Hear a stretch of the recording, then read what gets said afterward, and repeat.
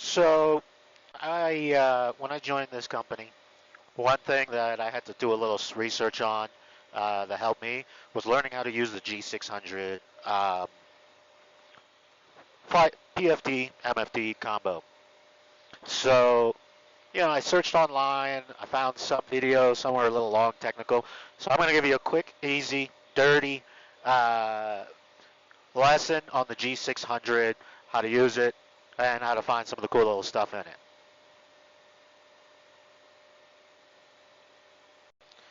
All right, here we are, VFR Cruise on the G600. Just remember, you got two parts, right? You got your primary flight display and your multifunction display, PFD, MFD. All right. So easy breakdown. Here you've got your speeds, right? Indicated airspeed, ground speed, true airspeed. Here you've got your wind information.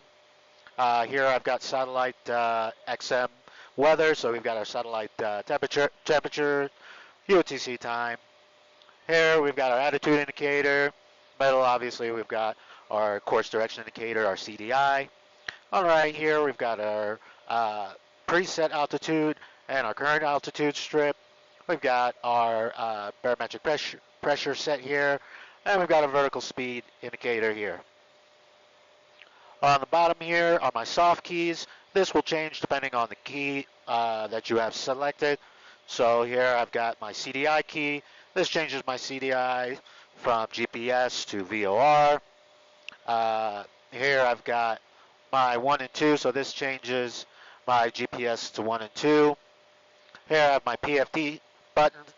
Here I can set up synthetic vision, clock, bearings for different VORs 1 and 2, nav 1 and 2, all that good stuff.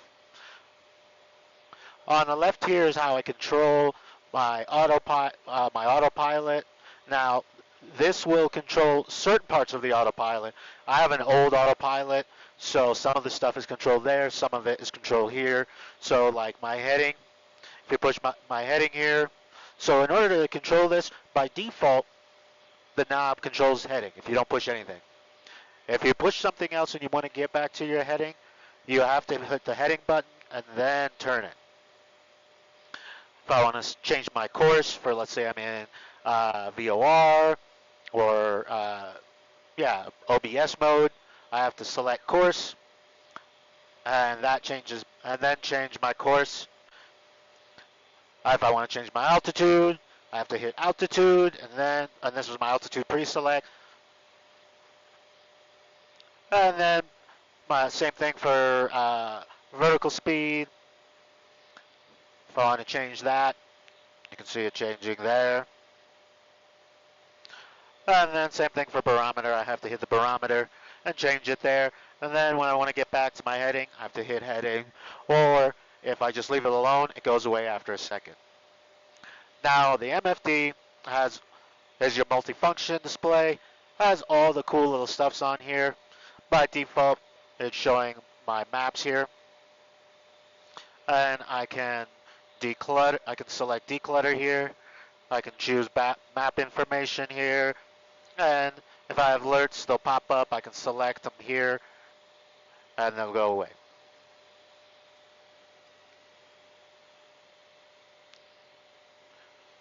Now on my right here, I've got my range. To change that, I've got my menu information here. This will bring up my map settings and on the menu depending on which page you're on. Here, I've got my clear, and I've got the enter button. So depending on what I'm doing, I might need to clear or enter menu. That'll be done here. Here, by default, this allows me to, the big one changes the different pages. So the different sections, I should say, and within that section, the little knob will change specific pages. So the first section is my map, and this just gives me different views on the map. If I go to weather, this gives me different weather maps. Here, you know, I got like different overlays, wind information, radar. Now, this will all be different depending on the different packages. So this one has XM weather, and so I get those options with this one. The auxiliary gives me my display information as well as system information, like my database and all that stuff. Flight plan is a cool one. Plan gives me my current flight plan information as well as my barrows, my minimums, active legs and stuff like that.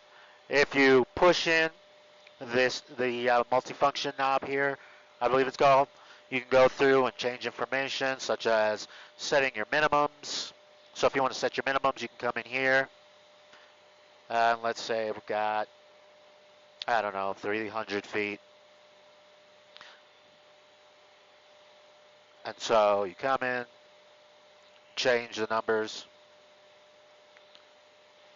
and you have to hit enter, and boom, your minimums comes up. So if you're on an approach, it will chime up and it'll verbally warn you minimums if you set it there. Once you're done, you just hit the multifunction button again, and that gets you out. This is another cool thing, the second page of the flight plan page. You got airport information, and this shows me my current airport I'm heading to, but I can come in here and change it to whatever I want. So let's change to Santa Barbara.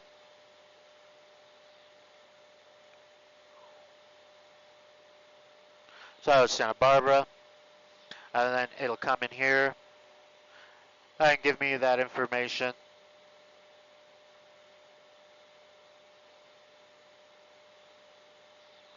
And within this information, I can come down here and it'll give me runway information, frequency information, airport directory information, and the current weather if you've got the XM weather available. So the flight plan page is pretty cool. It gives you all this information. If you want to quickly find all this information, you can come into the frequency page, and depending on your radio, you should be able to come in